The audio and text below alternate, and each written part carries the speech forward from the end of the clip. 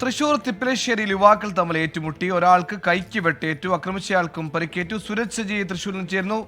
സുരജ്, എന്താണ് ഈ ആക്രമണത്തിന് പ്രകോപനം? എന്തൊക്കെയാണ് വിവരങ്ങൾ? ഇവരുടെ ആരോഗ്യനിലയ്ക്ക് തൃപ്തികരമാണോ? സുഹൈൽ ഇന്ന് 9:30 കൂടിയായിരുന്നു സംഭവം. ഈ ഇരുവരും തമ്മിൽ വാക്കുതർക്കം ഉണ്ടാവുകയും പിന്നീട് ഈ വെട്ടിലേക്ക് കലാശിക്കുകയുമായിരുന്നു എന്നുള്ളതാണ് മനസ്സിലാക്കാൻ കഴിയുന്നത്. ഈ സംഭവത്തിൽ ഒരാൾക്ക് വെട്ടേറ്റു. അത് തിപ്പലശ്ശേരി സ്വദേശിയായ സുന്ദരനാണ് വെട്ടേറ്റത്.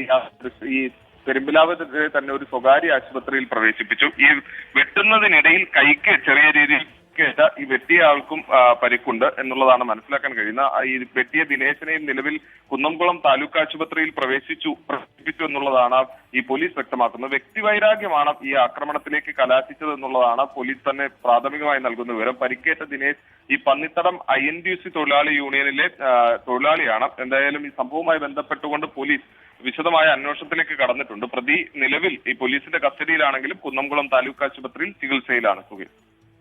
തൃശൂർ തിപ്പലശ്ശേരിയിലാണ് യുവാക്കൾ തമ്മിൽ ഏറ്റുമുട്ടിയത്.